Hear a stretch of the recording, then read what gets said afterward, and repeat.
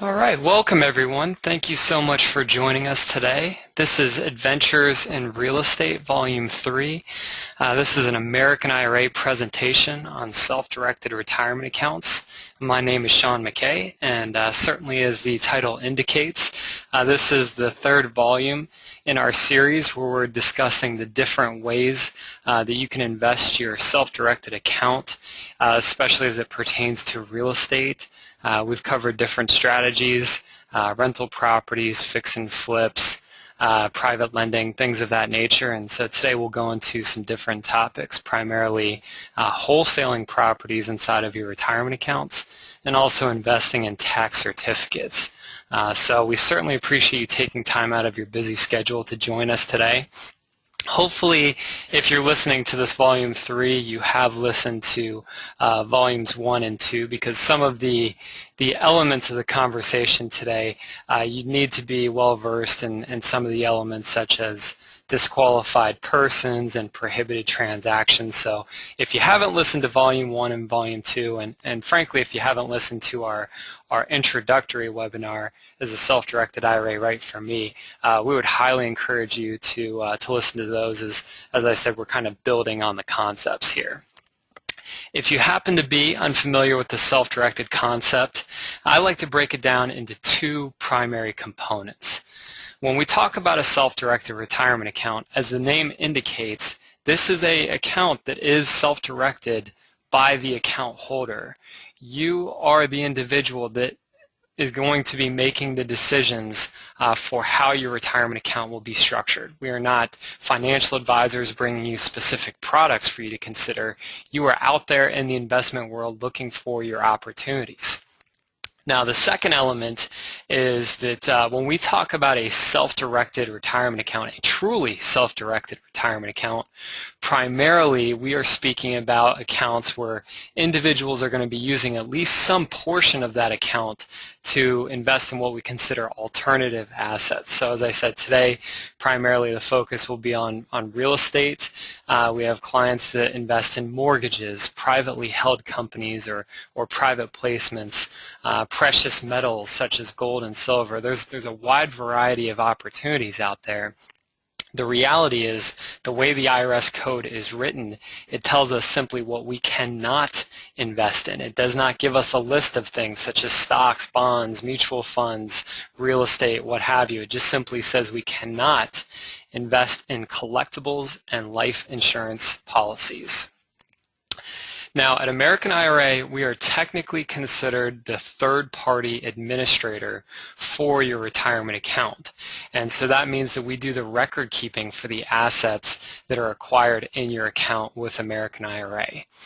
So we are the financial institution that does the reporting to the IRS for what has transpired, the inflow and outflow of monies for your account each year.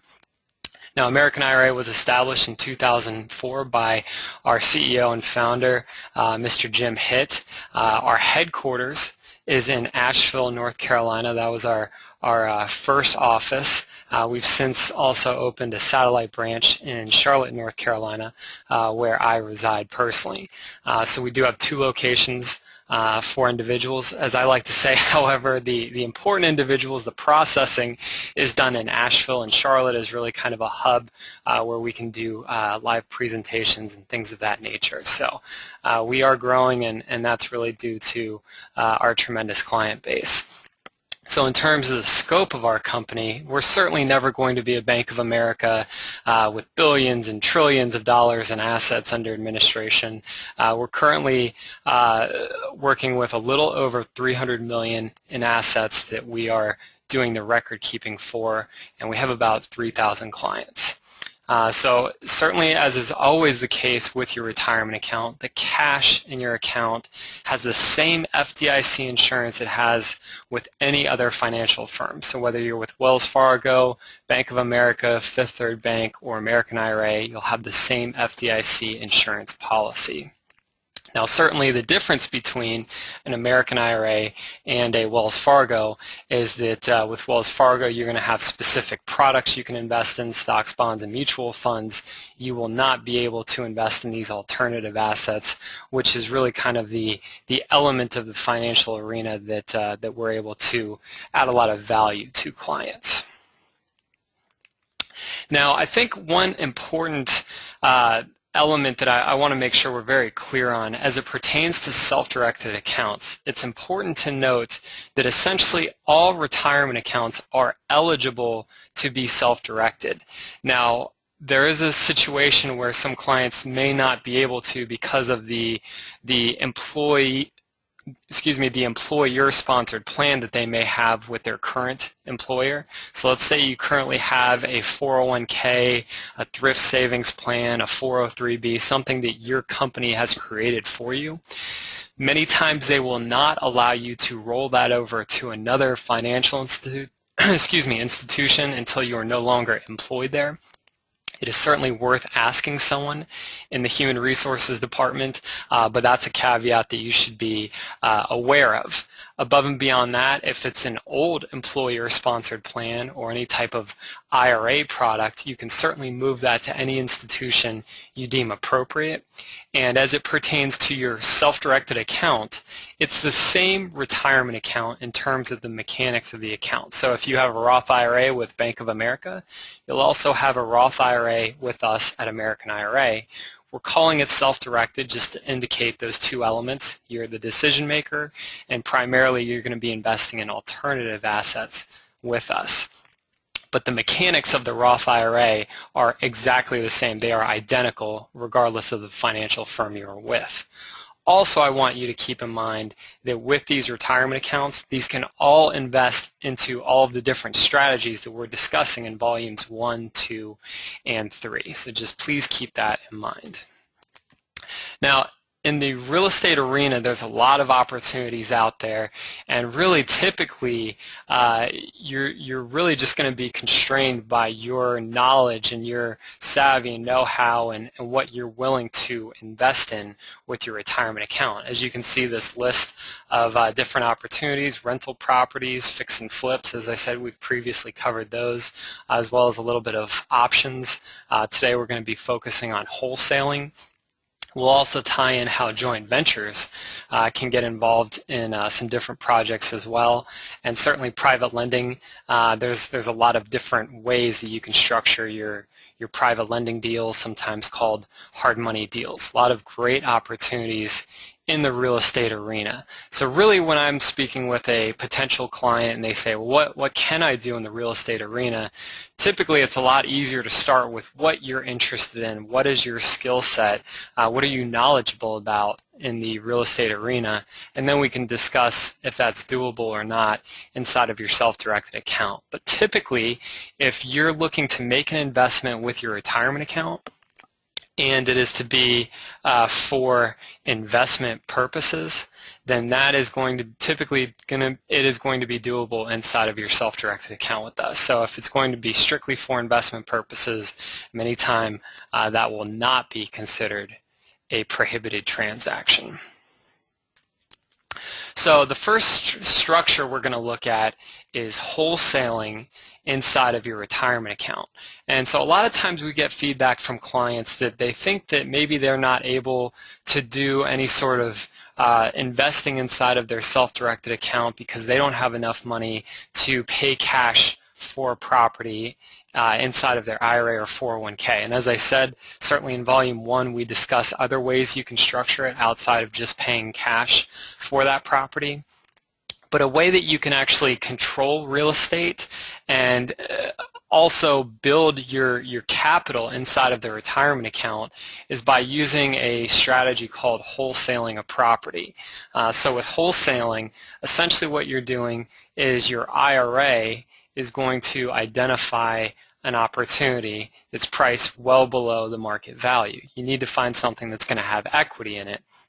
And the IRA is going to get that property under contract. Now, before you go creating an offer to purchase, I would strongly urge you to have a conversation with our processing team so that you understand the verbiage on the offer to purchase contract as to whom the actual buyer, or in this case entity that has the ability to control this property and assign it to somebody else. You need to have very specific verbiage for how your IRA will need to read on the contract. Our office will be involved in signing the documents on behalf of your retirement account. So essentially the gist is your IRA is going to identify an opportunity, in this case a property that it can get under contract at $50,000. And based upon your diligence, maybe investors in your community, realtors, whomever they may be that you trust on to maybe be a second set of eyes for you, you've figured out that the property needs about $10,000 in work, so very light rehab, paint, carpet, an appliance or two, and the overall value is about $90,000. So certainly there's significant equity. So the gist of this project is that your IRA is going to create this contract for $50,000 with a seller of the property. The IRA is then going to look for perhaps another investor that would be interested in buying this property that seemingly has a significant amount of equity in it. And then essentially they're going to assign this contract, this offer to purchase, to that investor with whatever sort of markup they're going to put in place so that there's a spread for the IRA for controlling this deal and putting this deal together. So in this case, the IRA's got a property under contract for $50,000, and it's going to assign the interest for $60,000 to another investor. Now you'd say, why would the investor pay $10,000 in terms of an assignment fee? Well, if you look at it like this, there's many individuals, such as myself, that have full-time jobs, and so maybe we don't have the expertise or maybe the time to go out there and meet with individual sellers and to create a structure and a deal that's hopefully a win-win for everybody. And so if I can find a property that I can be into it for $60,000, put another $10,000 into it, so I'm into it total for about $70,000 roughly with some closing costs, and it's worth $90,000, to me that may actually still make sense. I'm still buying it with some equity, and especially in an appreciating market that we're certainly in the Charlotte market and in many of the North Carolina markets, that's a pretty good deal, pretty solid deal. So the key is the profit, the $10,000 assignment fee, will actually flow back to your retirement account. As I said, the IRA's created that contract, so it gets the assignment fee, the profit in this deal. Now, when you're thinking of assigning or wholesaling a deal to another investor, the key concepts are, first, as I said, the IRA is getting the property under contract. It's not you or your LLC. Unfortunately, you're not going to be able to get something under contract personally and then assign that interest to your IRA and then have the IRA assign the interest to another investor. From the very beginning, from the offer to purchase, it needs to state American IRA, LLC, FBO, your name, followed by your type of account. So it could read American IRA, LLC, FBO, Sean McKay, Roth IRA, for example. So the IRA is actually controlling this contract. It's also important to note that the retirement account that's getting this property under contract must have what we call some skin in the game. It must have some earnest money or consideration that it's putting up to that seller, saying that if I do not perform, if I'm not able to close or get another entity to close, you're going to be able to keep that earnest money. And the earnest money can be a very minimal amount. We've seen clients do it for $1, $100, $1,000. Really, as we know, in many situations in real estate, everything is negotiable. But the key is that the IRS does not want to see your retirement account making an infinite rate of return, which would in fact be the case if your IRA did not put any money into this deal, yet it made a $10,000 paycheck. That would be infinite. So please keep those concepts in mind. As I said, this is a strategy where you really need to work it. You're probably going to need to send out direct mail, but there are opportunities out there, and we see those come across our desks every day that the clients are wholesaling deals inside of their retirement account. So very interesting, and as I said, if you can do it for $100, you don't need $60,000 in your retirement account with us. You may have a few $1,000s and still be able to construct these terrific little wholesale deals. And for those of us that are visual learners, as I certainly am myself, we can see that the profit is directly flowing back to the IRA. The profit is not going to be split with Uncle Sam or with any other governing body. All of these monies do flow back to your retirement account. So that's also a terrific thing as well when it can be a solid net profit and there's no taxes associated with it. So now we're going to talk about a deal that I've actually witnessed recently in the Charlotte market. And this is a deal where, quite frankly, you need to really be working direct mail, and you need to be out there identifying very specific opportunities. But this is, as you'll see, an incredible home run, and something that we have many clients, and as I'm looking at the list today, we have some very experienced investors and people that can certainly put these deals together. They have the know-how and the capacity to do this. So we'll delve into this. This is a partnering deal actually on some raw land in a very affluent part of town. So just the land itself is actually worth $1.5 million. So certainly in my world, that is an astronomical amount of money to pay for dirt.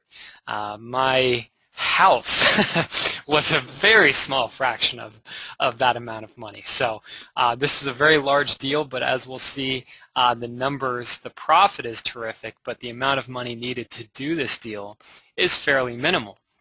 So in this example, this individual is a very savvy investor. He's out there, he's working it, he's a full-time real estate investor, and he does a lot of new construction building, and so he's always out there looking for land. And he identified this opportunity via direct mail, and he was actually able to get this land under contract for $800,000. Now you look at that and you say, that can't be possible. How can someone get land at, was that 55, 60, somewhere percent loan to value, an extremely low loan to value, or equity, I should say, in that deal? How do you come across those deals? This was actually an estate. There was quite a few heirs. And when they received their tax bill for the year, this was recently, they realized it was an astronomical tax bill, and unfortunately some of the heirs were not in a financial position to want to take on that sort of outgo of money, especially if it's raw land and they can't really do anything with it. They got to sell it or find a way to create some sort of income from it. So this investor really put together a grand slam deal, quite frankly. So he got the property under contract for $800,000 inside of his retirement account. Now, the key was the heirs wanted to see that this investor was serious and he was really going to be able to perform. And so they asked for a $50,000 earnest money. And so unfortunately, this individual's retirement account, he didn't have $50,000. It was a little over $32,000 inside of his retirement account. So he realized if he was going to do this deal inside of his retirement account, he was going to need to bring on a money partner, somebody who could assist him with that earnest money. And certainly in networking and being a guy that does good deals, he didn't have to look further than actually the first investor that he spoke with, and he explained the situation. They looked at the land. They actually spoke with the city a little bit, making sure that it could be sold to a developer to get, I forget how many lots out of it, 7, 8, something like that. But there was a really terrific opportunity that a partner saw as a way to really make a significant amount of money in a short period of time. And so what they decided to do was they were going to split the profit for assigning this to a builder who was going to take this land, chop it up into some different lots, and put together some nice smaller homes in this really nice part of town. So what they decided to do was that the IRA was going to contribute $10,000. The partner that he brought on was going to contribute $40,000 for a total of that $50,000 earnest money that they needed, and they were able to sell the land very quickly to a builder for $1.1 million. And as we discussed, it's worth somewhere in the ballpark of about 1.5. So the builder's happy. They've got a deal. They're going to be able to make money building on the houses. This IRA holder and their partner are extremely thrilled because they have the property under contract for $800 and they're able to sell it for 1.1 or assign their interest for 1.1. So there's a profit of $300,000 that they've actually decided to split equally. Now, keep in mind, if you're unfamiliar with how partnering works, we do discuss that. I believe that's in Volume 1 with disqualified persons. And because this IRA and the individual that they brought on are not related, they're not considered disqualified persons from each other, they were able to split the profit 50-50, even though the IRA did not contribute 50% of the earnest money that was needed. So if you're a bit confused by that, I would, as I said, suggest that you go through some previous volumes. But the end result is they were able to turn $50,000 into $300 in profit in a couple of months. So as I said, that is a home run deal. I certainly don't pretend to be able to have the acumen to be able to put that deal together myself, but we do see these types of deals being done by our clients. So it's really, really terrific home run deal. So the next concept we're going to look at is tax certificates. And I grouped these two components, wholesaling and tax certificates, together primarily because, as I said, we have a lot of clients that are interested in getting involved in self-directed accounts, but they may be just starting off in terms of creating a new retirement account or making contributions, and they may have a few thousand or $10,000, $20,000 in that retirement account, and they like the idea of real estate, but they need to be a bit more creative in terms of the way that they can get involved with some real estate opportunities. So tax certificates is a way that you can do that. And so the way that it works with tax certificates is a homeowner is not going to pay, unfortunately, their property taxes, and the county will need to get their revenue, their property taxes, and so they'll put a lien on a property. Now, I'm going to go into this in future slides, but just so that we understand from the very beginning, every state is very, very different in terms of how they handle delinquent property taxes. North Carolina is frankly not really a state where you can do tax certificates, but there are other states, South Carolina being a state that's close to us, especially in the Charlotte area, where they do actually sell the tax certificates. So, as I said, there's a homeowner, unfortunately, they're not able to pay their property taxes. Now, the reality is a tax certificate, a tax lien that is put on a property is actually a superior lien to a mortgage.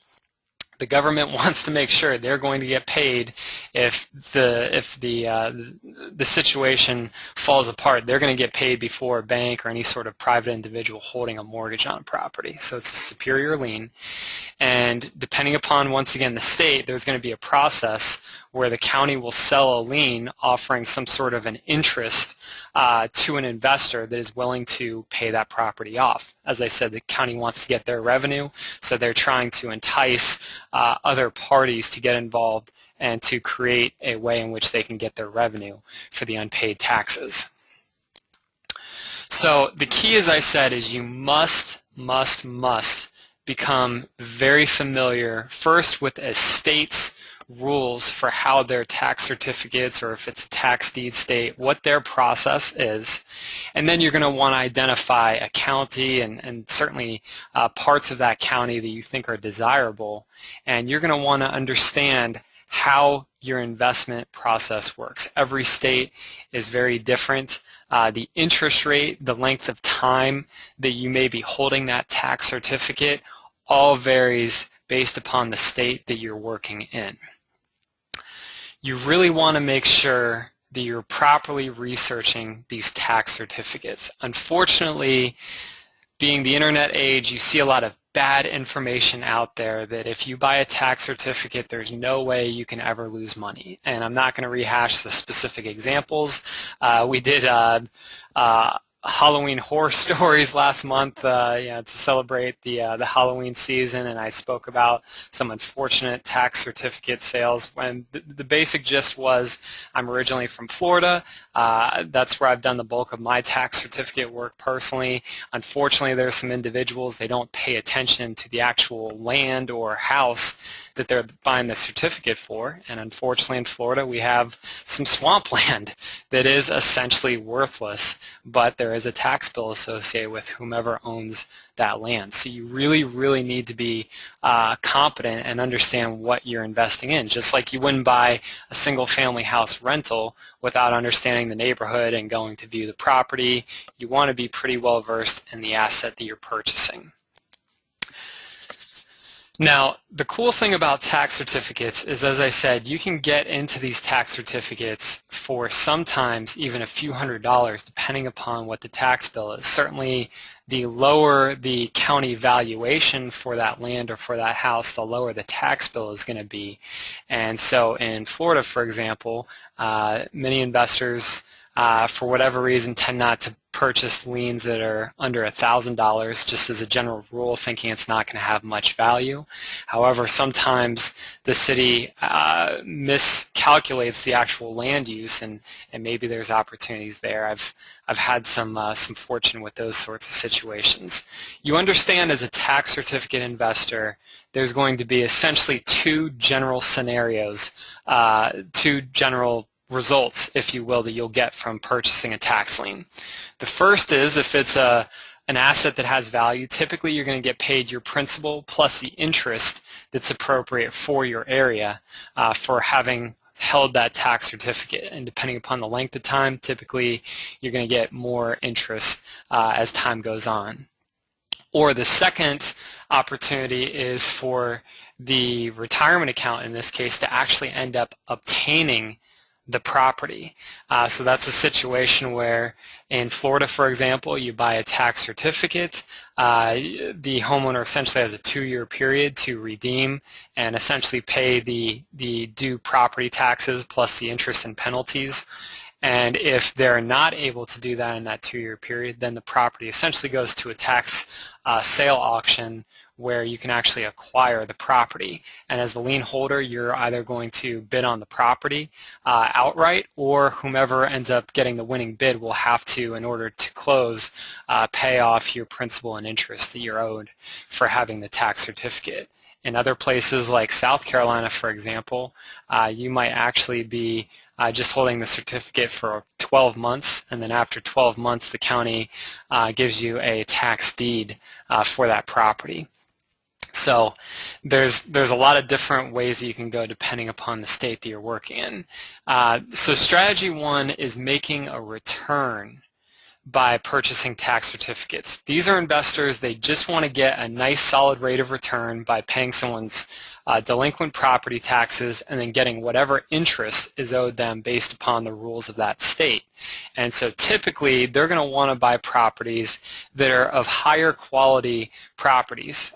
So I went to a auction where there was a lot of commercial buildings that for whatever reason the taxes had not been paid, and it's very possible the owners will pay those off tomorrow, but in the meantime there's interest that the investor can get for holding the tax certificate, and they understand that most people aren't going to let $1 million or a $5 million building go through the tax sale process. So those are typically they'll get paid off by somebody, whether it's the homeowner or perhaps the bank that actually has a lien on the property. If a bank has a mortgage for $400,000 on a $1 million commercial building, you'd like to think that they're going to have their eyes on that and make sure that their position, their mortgage, is being protected by getting those property taxes paid.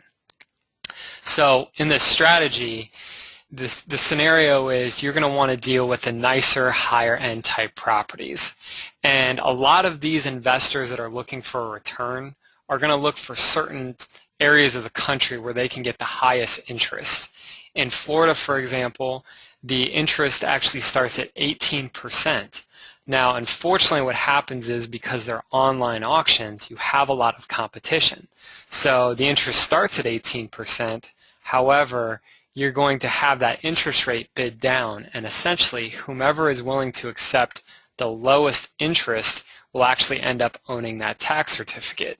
So you really want to understand the opportunities out there, and as I said, look for typically situations where the county has maybe mismarked the values, and see if there's something that maybe the hedge funds aren't necessarily interested in or have on their radar. Other states like Georgia, Texas, you could be looking at 25 or 50% for buying the tax certificates in those states. So those are certainly super high interests, and for those of us that are able to make 18% or 25% on our money, whatever it may be, just simply for holding a tax certificate, piece of paper essentially, that is not too shabby.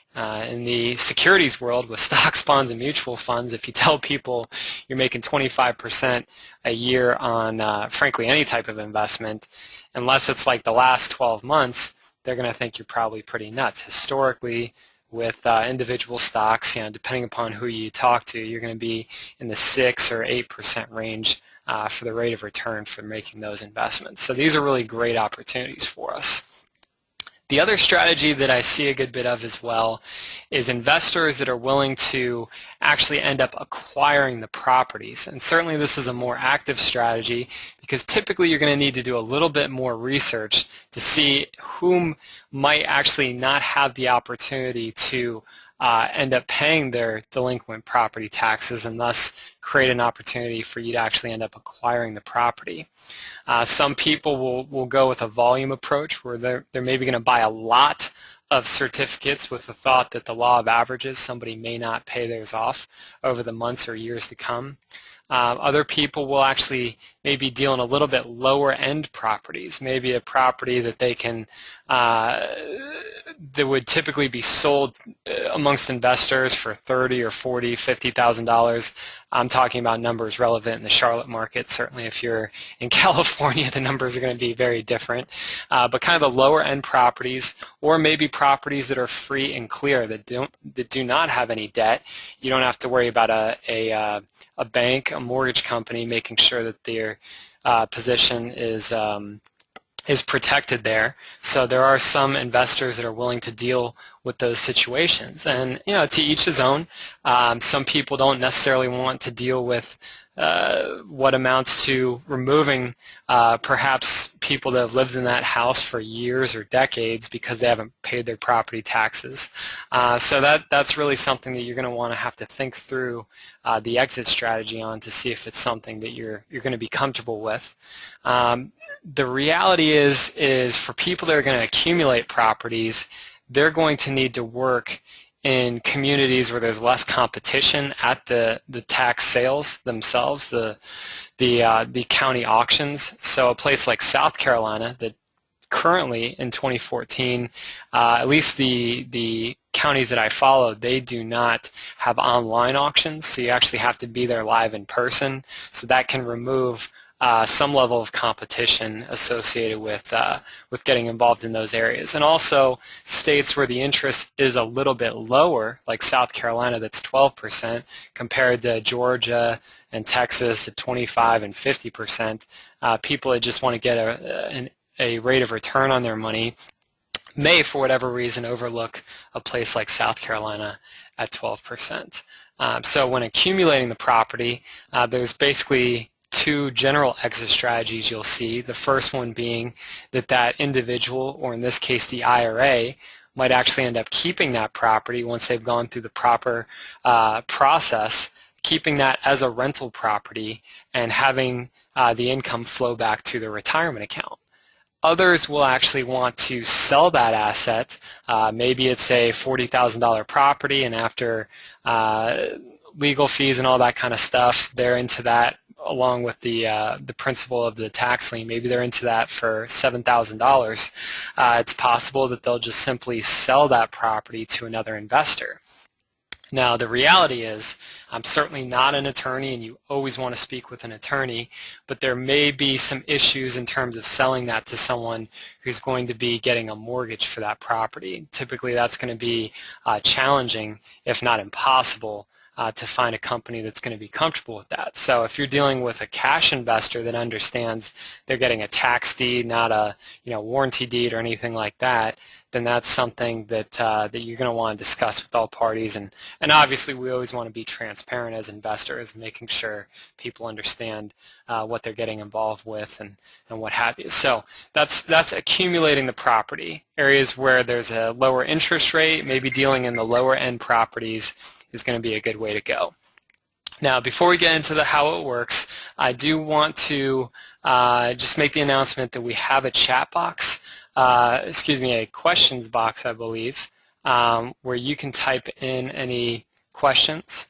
Looks like we just have the chat box up for this presentation, so feel free to type into our chat box any thoughts or questions you might have, and we'll delve into that after I put up my slide for our contact information.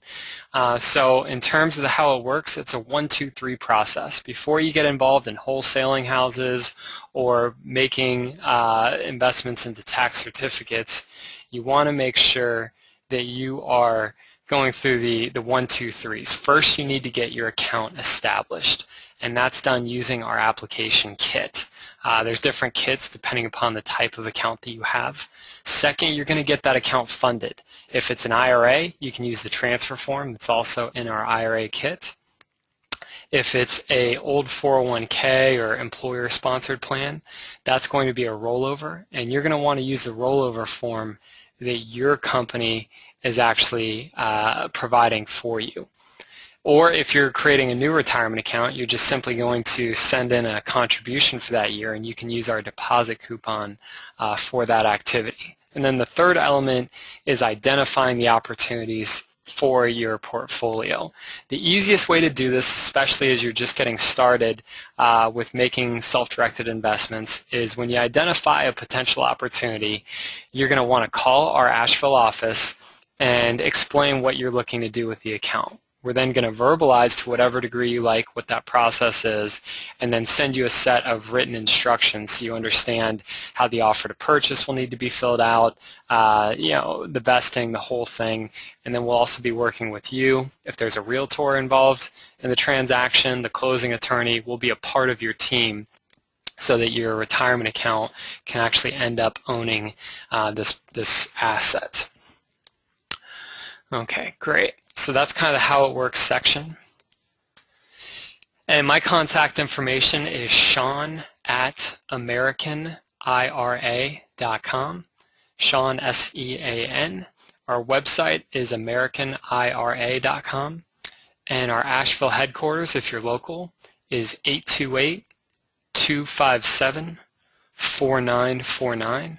Or if you're not in the Asheville area, certainly feel free to call us toll-free. That's 1-866-7500-IRA, which is 472. We'll go ahead and see if we have anything in the chat box here.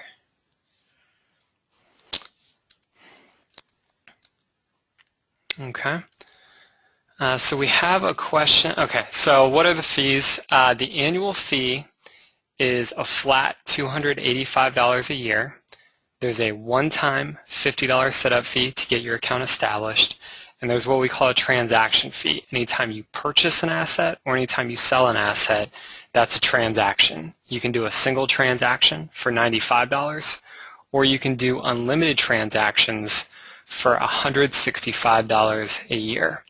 Above and beyond that, you're frankly going to just be looking at hard costs such as $10 for outgoing checks. We do not charge you money to receive checks for rental income or dividends, whatever it may be for your investment. And then $30 to send or receive a wire. Typically getting your funds to closing will be in the form of a wire. The next question. Okay, so how can you make the okay, so this is a situation where a client wants to know if they can do deals outside of North Carolina. Yes, we are located in North Carolina. We have clients nationwide. We have clients that are on the West Coast, Hawaii. We actually have some clients that live abroad. So your location is not a deterrent for you doing business with American IRA, nor are the investments that you're making inside of the retirement account. We do have clients that make investments internationally. Certainly if there's different languages and specific elements associated with different countries, we're going to work through that with you to the best of our ability, but it certainly can be done where clients can make international investments. Okay. Can the IRA partner with a disqualified person for a wholesale deal? Yes, the IRA can, at the initial acquisition, have a lot of flexibility to partner with the account holder, with family members, with friends, whatever it may be. You're going to just simply need to identify on that contract what the percent ownership is for the different parties in this deal. So whether it's a 50-50 split, a 90-10 split, whatever the case may be, that is certainly doable. And we delve into that pretty thoroughly, I believe, in Volume 1 of the real estate deals. Okay, so I apologize, the question box is not currently active, so all I have at my disposal at this point is our chat box. Above and beyond that, that looks like all of our chat questions today. Once again, I greatly appreciate everyone's time today. I know we're all busy people, and we appreciate you spending a little bit of your day with us. Certainly, moving forward, if we can be of any service, feel free to email, call us. Love to help you out with anything that you might be thinking of with your self-directed account. And for those of you in the South Carolina area, if you're actually listening to this presentation live, next Monday I will be doing a live talk in Greenville, South Carolina. That information will be on our website, I believe, later on today. That's a lunch meeting, and we'll be discussing some of the more prolific deals that our clients have done in 2014 in that area. So if you're available, we'd love to see you for that. Other than that, thanks everyone for joining, and we will hopefully see you at an event sometime soon. Thanks so much.